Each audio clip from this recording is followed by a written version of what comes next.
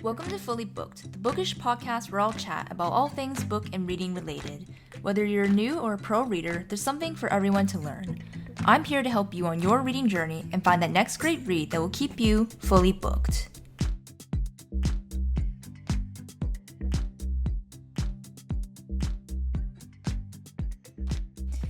Hello, readers, and welcome to episode 34 of Fully Booked.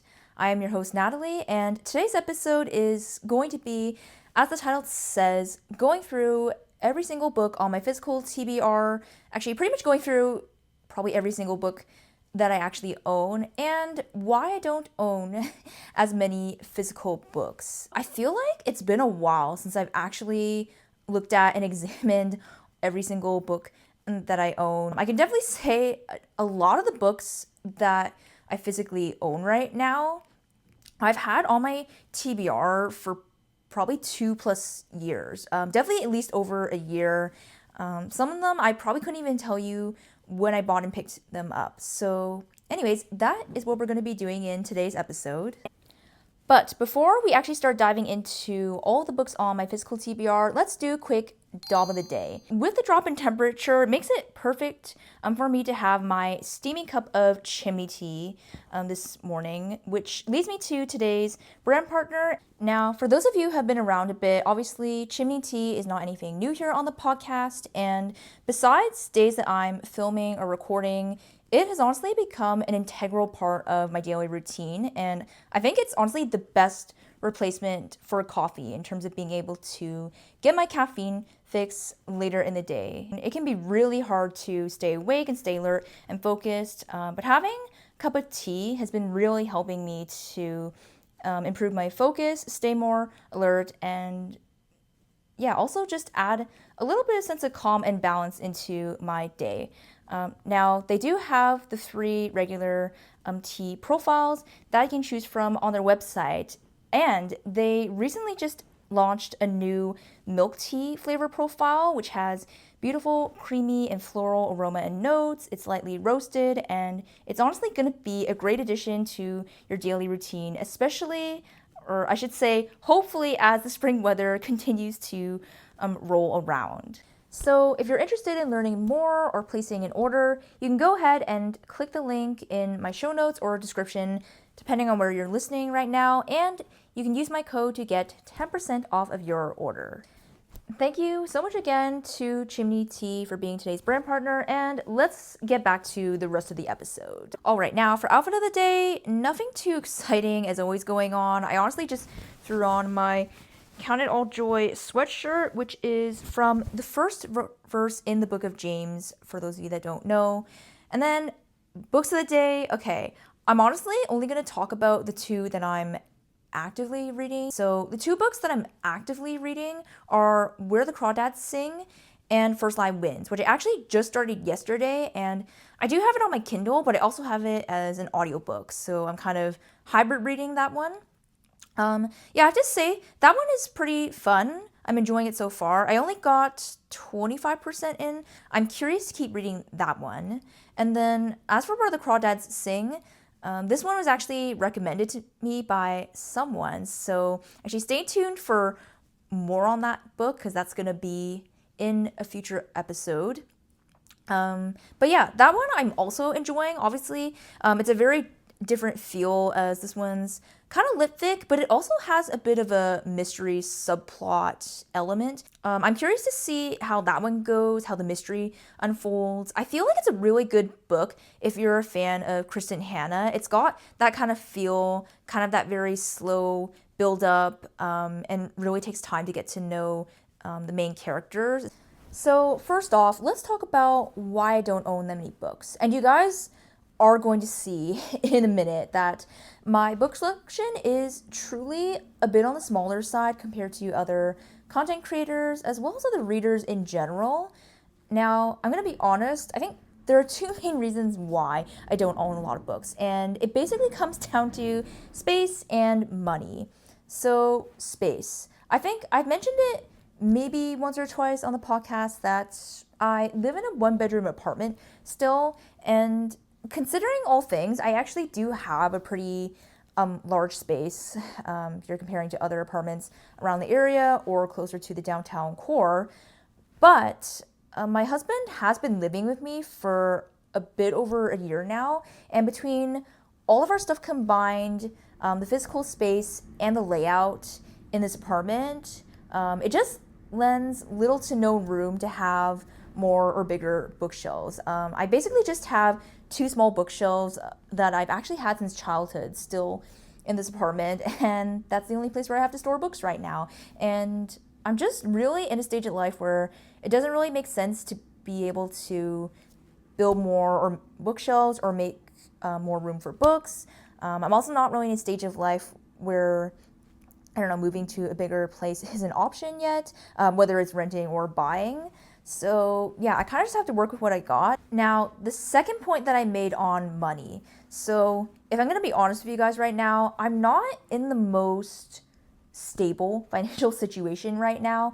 And with all of the essential expenses that I have in my life right now, it does not leave me any room to be going on those big book hauls that I might normally want to have gone on in the past. And that's just the hard reality sometimes and life stage that some of us are in. So hopefully some of you can relate to me right now.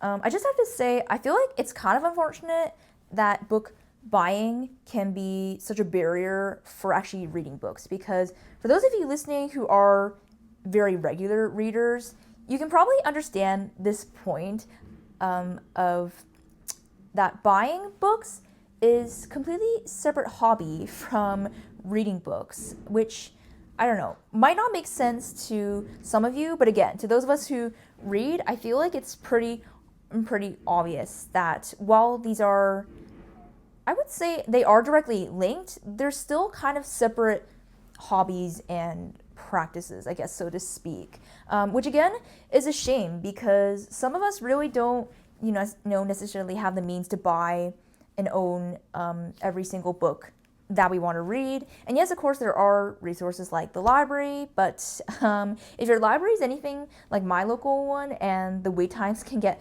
long, and you have to wait quite a long time before you can even access those books, then yeah, this can create some huge barriers and issues in terms of getting to read books. I think something else I also want to add is that I'm going to be honest, I have lots of different, life goals, ambitions, whatnot, which some of which are things, I want to save for in the future. Obviously having a bigger place, going on some bigger vacations in the future. I think some of those bigger life ambitions and goals are just a bit more important and taking more precedence over being able to buy and own lots of physical books. And honestly, if that is like some of the goals in your reading journey to, have that dream library, to get to that 1,000 book count, then honestly, if you have the means, if you're in a good situation, then you go for it. But unfortunately, that is just not my reality or goals even right now. Anyways, let's actually move on over to my bookshelves so I can show you guys all of my physical books. Okay guys, we are back in front of my bookshelves. I have 4 nice little neat piles literally boxing me in right now. Yeah, I don't know why I set it up like this now I think about it, but it's funny because I'm literally boxed in right against my bookshelf now, leaning against it. And actually because of that, you guys aren't going to be able to see that there are several more books behind me on this shelf, but these are actually all my husband's books. So that is good, I guess, as it means I don't have to count those towards my physical book count today. But anyways, let's just start going through each of the piles that I have. So the first pile, oh no, we're gonna have to fix that.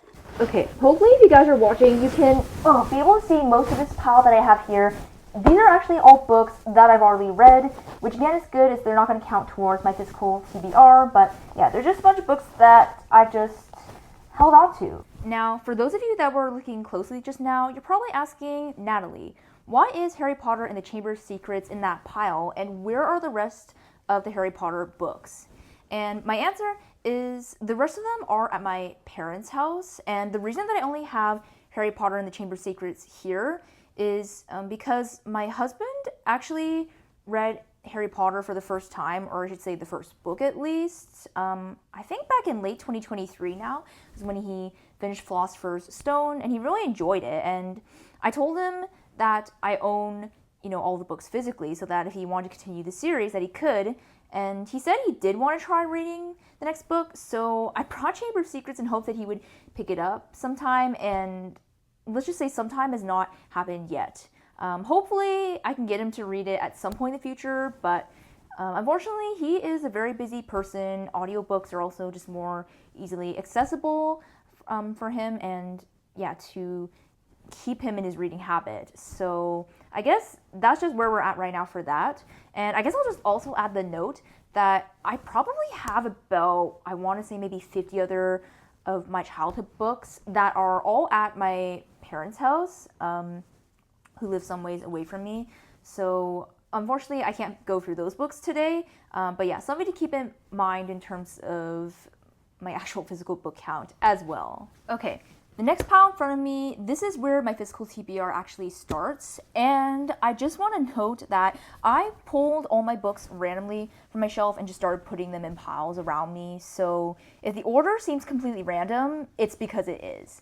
But anyways, let's just go into first book on this pile, which is Confessions from an Honest Wife by Sarah Zacharias Davis. I'm gonna be honest, guys, I don't know much about this book, except that it is faith-based and about marriage. And it's honestly just one that I got, I think, as a Christmas present from one of my husband's relatives. They were giving everyone books for Christmas, and they told me to actually pick whatever I liked, and I ended up picking up this one. Or maybe I was recommended it to it by the person who gave it to me. But yeah, this one, this is definitely a book where I'm not sure when I'll pick it up, but hopefully it will happen at some point. Next book in this pile is Catching Foxes by John Henderson. Now this one, I actually kind of softy enough, I want to say. I got it actually a couple years ago, maybe back in 2021.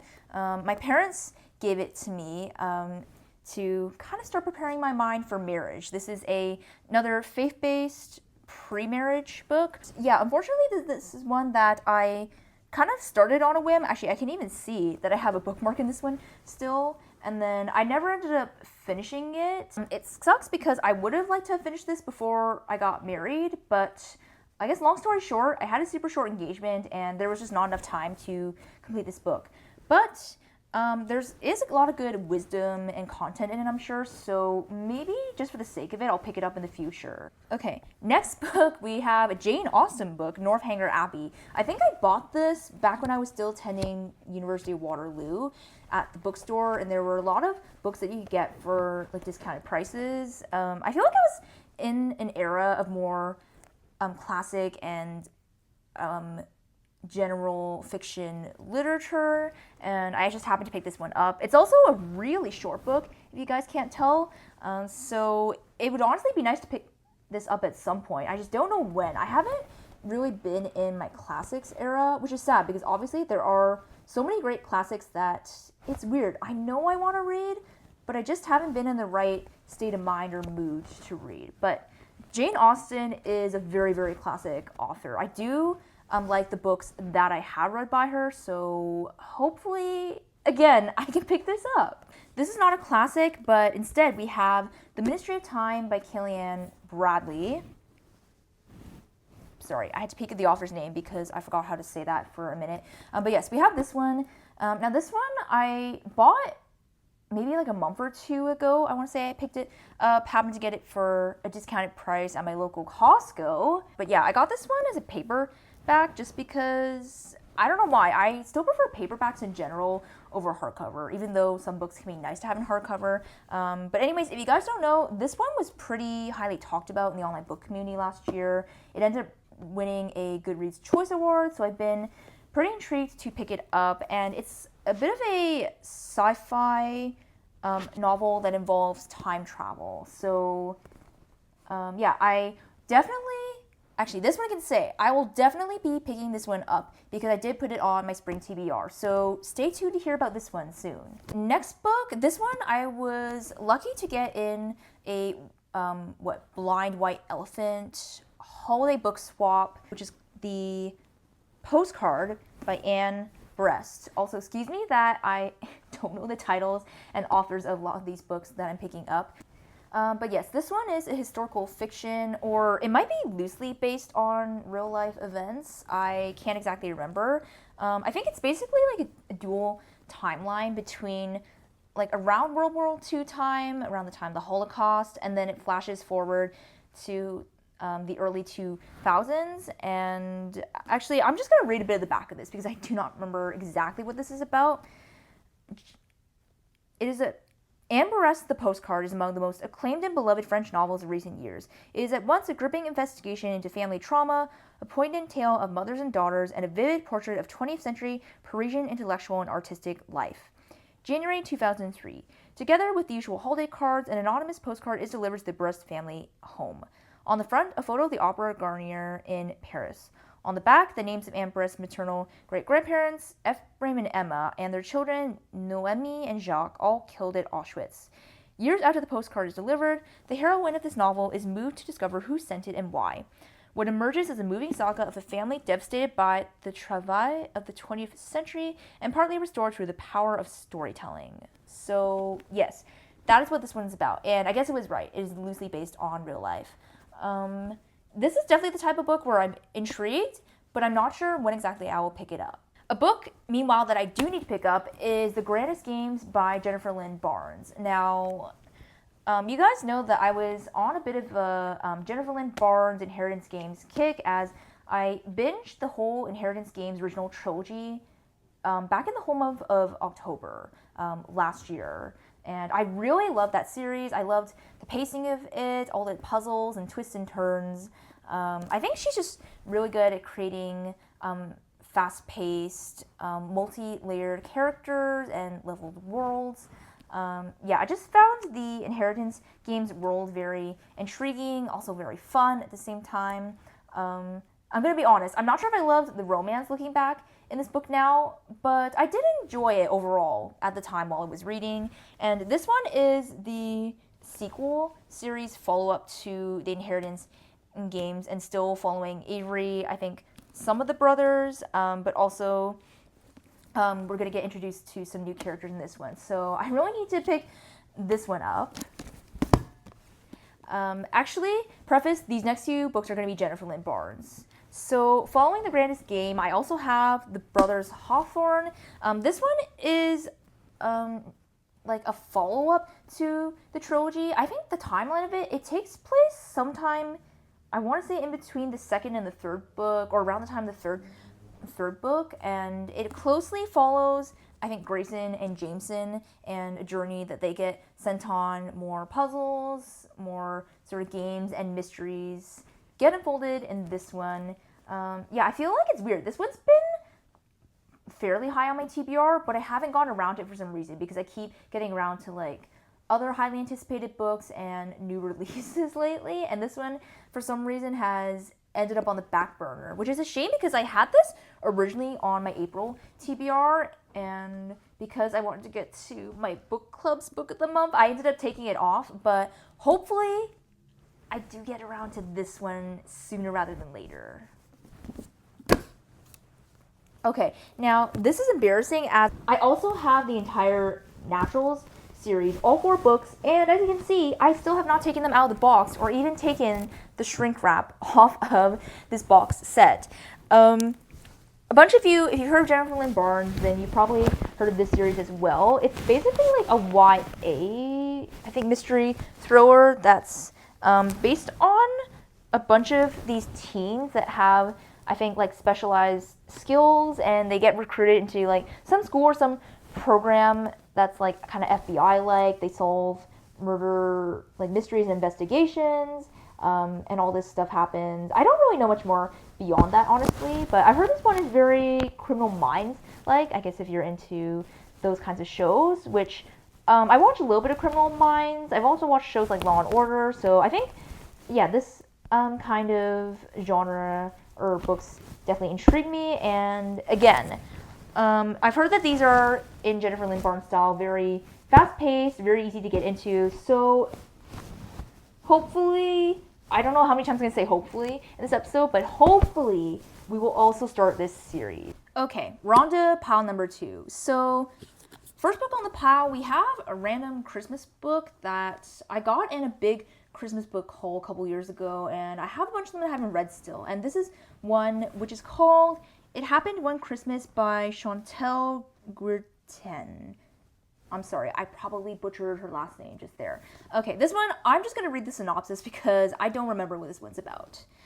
Zoe Andrews lives and breathes Christmas. She loves everything about the season, and after years of directing countless holiday movies, she certainly knows her way around a festive tale. So, when she finally gets the chance to bring her own script to life, she isn't about to let anything or anyone stand in her way. Not even the stupidly sexy, utterly frustrating, plaid-clad tree farmer Benoit Deschamps. Moonlighting as mayor of Chelsea, the cozy Quebec hamlet at the center of Zoe's screenplay, Ben maddeningly refuses to grant her a film permit in his enchanting town. With just 4 days left before Christmas, Zoe must change Ben's mind, but not before an unscripted ice storm leaves them stranded in the middle of nowhere with nothing except each other. Will Ben's chilly resolve shatter Zoe's Christmas movie wish, or will Zoe be able to melt his stubbornness and maybe even his heart? This definitely sounds like a typical grubby sunshine Christmas rom-com. Sounds like there's also maybe some forced proximity in here. Like I said, I bought this one on a bit of a big book haul whim. So obviously this one is going to be saved for the holiday season. Hopefully this holiday season. Okay, next up we have The Bookshop by Penelope Fitzgerald. Now, as you can see, this is another small one that I picked up a couple years ago, I think at some bookstore, again when I was at Waterloo. Now, I'm going to be honest, this is another one that I remember starting. I think I got 1 chapter or 2 in, and then for some reason I put it down. And I don't know why I have such a bad habit of like accidentally soft DNFing books. And it's also embarrassing because a bunch of the books that I've kind of soft DNF'd, it's been years since I've gone back to them. Yeah, and this one, it's weird. It's not really one I've heard talked about. Like I said, I picked it up on a whim at a bookstore, so TBD on when I will pick this up again. Okay, next book is one that some people might have heard of, and that is The Woman in the Window by A.J. Finn. Now, if you guys remember, I think they made a movie adaptation of this with, I want to say Amy Adams was the actress in the movie version, and it's another one of those like typical like mystery thrillers where we have, I think, an unhinged narrator, someone who's kind of isolated and been by themselves. Probably something traumatic happened to them, and then they see something happen across the street. I can't remember exactly if this one, what happens in this one, if she sees, actually, I'm going to just check the jacket cover and read it. Okay, so reading the inside cover of this one is basically one where she's living across the street from this family, and she sees something happen that she shouldn't have, that seems sinister, and she's questioning everything that she's actually seeing. So yeah, again, it's one of those mystery thrillers, and I have been wanting to get back more into mystery thrillers again, so this might be a contender. Okay, now this next one is Quiet by Susan Cain, and I think this one's a non-fiction book about introverts, basically. And the reason I have this on my TBR is because I remember I saw like a blog post, or maybe it was like BuzzFeed or something post about Emma Watson's favorite books, and I don't know, I guess I was just obsessed with some of the Harry Potter actors and stuff at the time, and yeah, this was one of the books that was on her list of top favorites, so it's one that I wanted to pick up. Not something I mention a lot probably, but I am also a big introvert still, so yeah, definitely one that intrigued me, so let's see if I will pick this one up at some point. Okay, this one that I'm holding right now, I can already tell you, I don't remember anything about the plot of this one. I think this one is more of a general lit-fic type of book, and this is Careering by Daisy Buchanan. I'll read the synopsis for you guys quickly. Imogen has always dreamed of writing for a magazine. Infinite internships later, Imogen dreams of any job. Writing her blog around double shifts at the bar is neither fulfilling her creatively nor paying the bills. Harry might just be Imogen's fairy godmother and her ticket out of this endless cycle of unpaid grunt work. She's moving from the glossy pages of Panache magazine to launch a fierce feminist site, The No, and she thinks Imogen's outrageous sexual content will help generate the clicks she needs. But at what cost to Imogen? Neither woman is aware of the crucial thing they have in common. Harriet, at the other end of her career, has also been bitten and betrayed by the industry she's given herself to. Can either woman reconcile their love for work with the fact that work will never love them back? Or is a chaotic rebellion calling? Yeah, so I guess it's one of those, again, general, maybe kind of women's fiction-ish type books. Yeah, I'm gonna be honest, this is one of those ones, there's nothing super intriguing about the plot or characters, and I feel like a lot of booktubers who picked this up when this came out, like a couple years ago, didn't really enjoy it that much. So this is actually one that I feel like I'm kind of considering unhauling at this point in time. Okay, next book we have is Daring Greatly by Brene Brown. I think obviously you guys probably seen her a lot in terms of like TED Talks, and she has like a Netflix special. But obviously she wrote a bunch of these nonfiction books first, and this one I'm trying to remember if this one's on leadership, or I think this one's about vulnerability. Looking at the back cover right now, but anyways, yeah, I'd seen I guess a lot of good stuff and hype about Brene Brown's like content a couple years ago, and I feel like obviously I'm always a little more interested to pick up the actual books and see what some of these authors have to say. I feel like I got this one pretty recently. I want to say maybe last year even I picked this one up at Indigo in the hopes to try to pick up some more nonfiction, which if you guys can't tell, it's probably not going so well. But we'll see what happens in the future. Okay, next up we have The Friend Zone by Abby Jimenez. I think in contrast to the Part of Your World interconnected standalone series, this is the other interconnected standalone of hers. I forget which other books though are in this Friend Zone series, because I think, yeah, this one is the first one in this series. I've said again, I think this one is like she falls for her best friend's friend, something like that. It involves a dog. This is one, again, I don't remember the exact plot of. I'm sure a bunch of you guys have probably heard or maybe read this one already. And I don't know why I haven't read as many Abby Jimenez books, because every single book I have read of hers, I've loved. But yeah, this is another one that I just haven't gotten around to for some reason. Okay, next up we have another book. I think I picked this up in the last year or two, and it is Clara and the Sun by Kazu Ishiguro. I hope I didn't butcher that last name too much. Obviously, it's this Japanese fiction book. I think it has to do with, like, a person, or sorry, I should say this AI individual entity. I don't know what you would really call it. Yeah, I don't really remember much beyond this. I feel like this is another one that a lot more people were picking up a couple years ago. It was kind of being talked about as a good Japanese lit fic book. So when I will pick this up, TBD. Okay, now unfortunately, this is one that I was supposed to pick up last year, but I didn't, and that is The Hotel Nantucket by Ellen Hilderbrand. I don't know why I almost said her last name wrong. And it's funny because this is one that I actually brought on my cruise trip last November, and I was going to read it. It's, yeah, one of her Nantucket series books, and so obviously it seemed like perfect vibes for beach reading and sunny vacation, yeah, vibes. But for some reason, I ended up reading summer romance and a couple other books instead on the cruise, and I never got around to this one. But this is one that I'm definitely hopeful I will pick up this coming summer.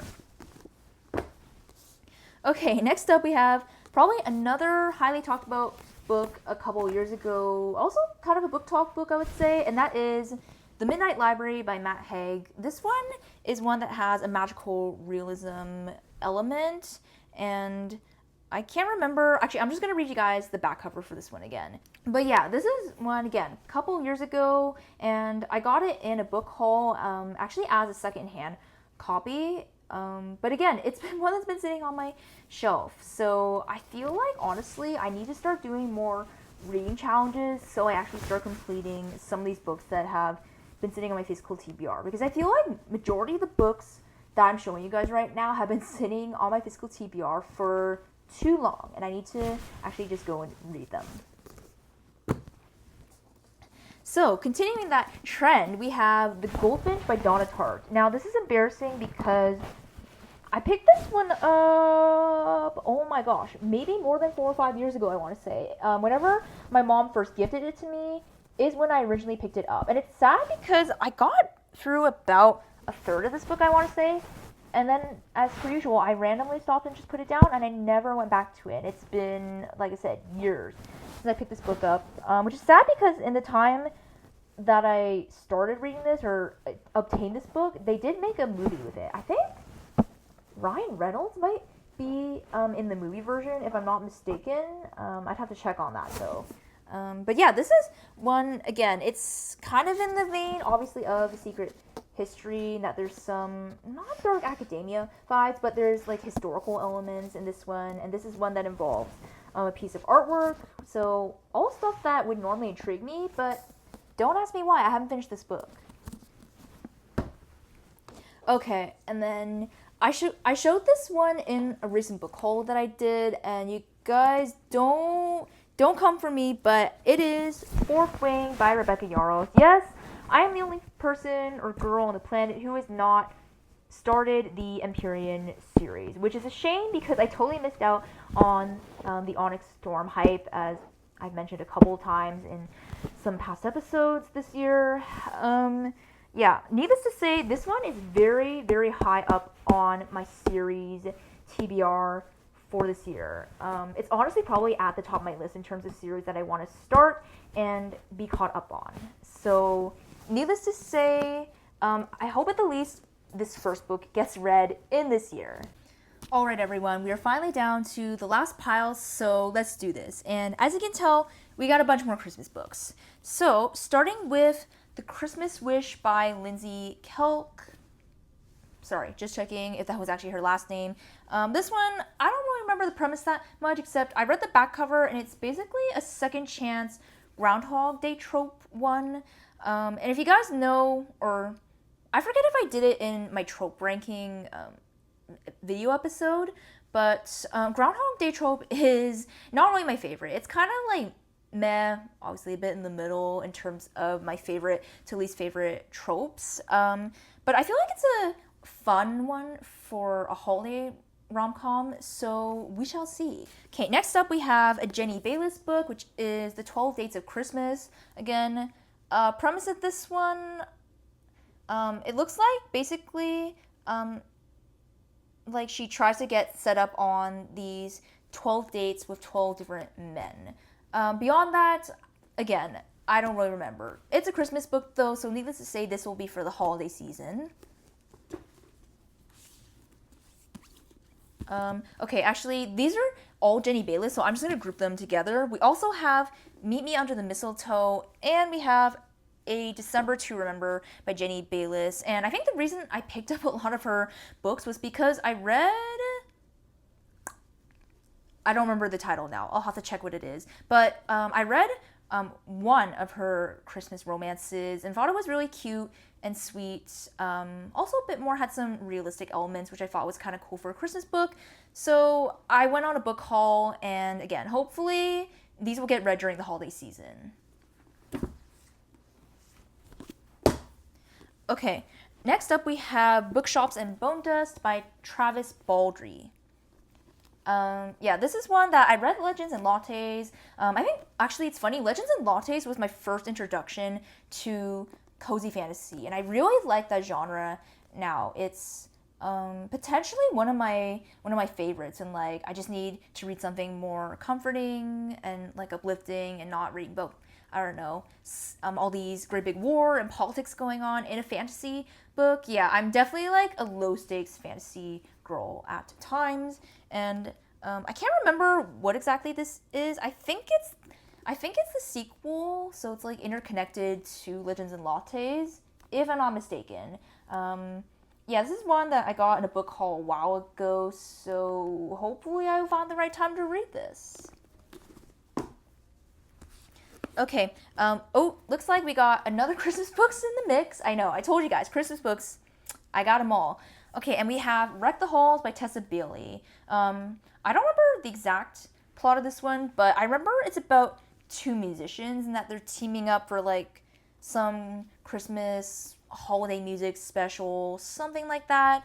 But I have to admit, I'm kind of scared to read this because, one, as you guys know, I am not a Tessa Bailey fan. I have tried to read, I feel like, 2 or 3 of her books, I want to say now, and I've DNF'd all of them, and I've only read 2 of her novellas. Somehow managed to stomach those.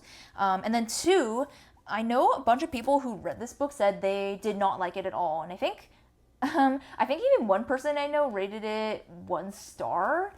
Yeah, so pretty low rating. So I don't know if I'm gonna like this. I'm questioning now if I should unhaul this or not. Okay, next up, this is a Christian nonfiction book, which is Nothing to Prove by Jenny Allen. Now, I read her other book, I think Get Out of Your Head, a couple years ago. I really liked that one, especially when I was kind of having some more mental health struggles at the time, and it was a really good book, I guess, yeah, for my situation then. So I think shortly after I read that one, I picked this one up, but for some reason, again, it's been sitting on my physical TBR, and I haven't really felt the urge to pick this one up. Yeah, this one is, as like the subtitle says, Why We Can Stop Trying So Hard. I feel like, yeah, it speaks to a lot of like you're like a people pleaser and yeah, have those kind of tendencies. So I really want to pick this one up because that's definitely me. But again, I just haven't been in the stage of life where I felt the need to. Next one, now you guys might have seen this one on my March hopefuls list, and I did not get around to it, and that is Educated by Tara Westover. Now, this one, I can't exactly remember, but I think it's like this memoir about this girl that basically didn't grow up getting like formal education, and her family was like, I don't forget if they were Mormon or part of a cult or like something like that, but yeah, she kind of had that sort of upbringing and then had to go through the process of learning to educate herself. Yeah, and it's basically just her story and journey with education, which sounded very interesting. And it's sad that I didn't get to this because obviously would have been a really appropriate pick because International Women's Day was in March, which is why I had it on my March list. But I guess despite that, this will definitely stay on my TBR for the future. Okay, next one up, I think this is the only graphic novel that I currently own, and I bought this one, again, in a kind of recent book haul, and that is This One Summer, which is by 2 authors, Mariko and Jillian Tamaki. I think this one is about basically these 2 best friends. This one is about these 2 best friends and their summer together as girls. I forget how old they're supposed to be, if there's like in their childhood or like in their very early teens. But yeah, this one just looks like a cool story. Actually, if you guys don't know, I got into a bit of a graphic novel kick and started that journey last year, and I feel like graphic novels are definitely like fun to physically own and get to see the pictures, because I was reading them like through the Libby app, like literally just on my phone. I think I got one through Kindle Unlimited and I read on my Kindle, but I only have a basic Kindle which doesn't have color, and I feel like being able to see color for like graphic novels and the illustrations in them is very, very important and vital to the experience. It just makes it more enjoyable to read and vividly get to see the illustrations, and it brings the story to life. So yeah, this is one that maybe I can pick up in the summer, or just if I'm really needing a bit of a brain break, hopefully. Okay, next up we have Sally Rooney, Conversation with Friends. Now, it's funny because I have already read Normal People and Beautiful World, Where Are You? I also do have Intermezzo is on like just like general Goodreads TBR, and I've had this one for a while because I loved Normal People when I first read it, and then I saw she also had this book, which was also turned into an adaptation that I originally wanted to watch, but I don't know why. This is one that I swear actually too, I tried to start reading this and then I got kind of bored and just put it down. You guys can see the pattern here in today's episode. So yeah, this is, you guys kind of know the vibe of Sally Rooney books. Like if you know, you know. So I really don't know when I'm going to pick this one up, needless to say. Okay, guys, we're getting through the pile. Okay, this one, last Christmas book on this list, and that is Once Upon a December by Amy E. Reichert. I'm sorry, I don't know how to pronounce that name. And I'm just going to read the synopsis of this one because, again, I don't know what this is about. With a name like Astra Noel Snow, holiday spirit isn't just a seasonal specialty, it's a way of life. But after a stinging divorce, Astra's yearly trip to the Milwaukee Christmas market takes on a whole new meaning. She's ready to eat, drink, and be merry, especially with the handsome stranger who saves the best Kringle for her at his family bakery. For Jack Clausen, the jewel market, with its snowy lights and charming shops, stays the same, while the world outside the joyful street changes, magically leaping from one December to the next every 4 weeks. He's never minded living this charmed existence until Astra shows him the life he's been missing outside of the festive red brick alley. After a swoon-worthy series of dates, some Yuletide magic, and the unexpected glow of new love, Astra and Jack must decide whether this relationship can weather all seasons, or if what they're feeling is as ephemeral as marshmallows in a mug of hot cocoa. I'm gonna be honest, this one sounds cheesy just from the MC's names alone, but again, that's kind of the spirit of holiday books, so I will look forward to that one near the end of this year. Okay, now this is interesting. I have a Book of the Month book, which I caught in a book box a long time ago because it's been a while since I've been subscribed to Book of the Month. Unfortunately, again, it's one of those luxuries that I personally just can't afford right now. And this is We Are the Light by Matthew Quick. I'm gonna be honest, this one is some sort of general fiction uplifting book. Oh, actually, apparently, according to the inside cover, he is the author of the Silver Linings Playbook, which I don't know if you guys remember, that was made into a movie starring, Bradley Cooper and Jennifer Lawrence a couple years ago. Never watched that, by the way, but just saying. So, yeah, again, I don't really know exactly what this book is about, so when will I read it? TBD. Okay, guys, we are down to the last book, and that is Sophie Kinsella's Live Your Life. I will just read you guys this one quickly, just because. Call Ava romantic, but she thinks love should be found in the real world. So after a recent breakup and dating app debacle, she decides to put love on hold and escapes to a remote writer's retreat in coastal Italy. She's determined to finish writing the novel she's been fantasizing about, even though it means leaving her close-knit group of friends and her precious dog, Harold, behind. At the retreat, she's not allowed to use her real name or reveal any personal information. When the neighboring martial arts retreat is canceled and a few of its attendees join their small writing community, Ava, now going by Arya, meets Dutch, a man who seems too good to be true. The two embark on a baggage-free whirlwind love affair. But then, their real identities must return to London. As their fantasy starts to fade, they discover just how different their personal worlds are. As one mishap follows another, it seems while they love each other, they just can't love each other's lives. Can they reconcile their differences to find one life together? So actually, you guys probably have heard of the Confessions of a Shopaholic series, if anything, if you have at all heard of Sophie Kinsella, because that one was also made into a movie. I have to admit, I don't think I ever read the Confessions of a Shopaholic book, but yeah, Sophie Kinsella is an author. I actually don't know if I've read any of her books. Now that I come to think of it, I would have to check my Goodreads, but I don't know. I like the Confessions of a Shopaholic movie a lot, and then I've heard a couple of friends talk about books that they've read of hers, and they really like the tone of her books. Obviously, they're usually romance plot in her books, but they're the type that they're about way more than that, and they focus on the female main character a lot and her individual life and struggles, which sounds like this book. I'm going to be honest, I'm not sure when would be the right time to read this book, so this is another one that we will just have to see. And these are all the books on my physical TBR. Now, if my math is correct from the quick count that I just did, the total number of books on my physical TBR is 32 books, which is actually pretty impressive. I don't know why my, visual perception was totally off, and I thought I had like around 50 books just looking at my books on the bookshelves. So actually the fact that the number is less than 50, I'm actually pretty impressed. But if I'm going to be honest, if we were to count all the books digitally on my Kindle and just marked on my Goodreads. That's a whole nother story that we're not going to get into. But anyways, I hope you guys enjoyed this episode, getting to go through what books I do have on my physical TBR. Actually, let me guys know what books actually from my TBR that you've already read. Maybe convince me to read some that I've clearly been putting off.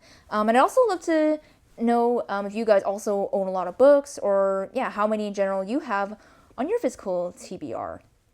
But anyways, as always, with all things being said, I hope you have a wonderful day, and I will see you back here for episode 35. Thank you for listening to today's episode. I hope you were able to take away something, and be sure to follow the podcast for more bookish content. Until next time, stay fully booked, and I'll talk to you soon.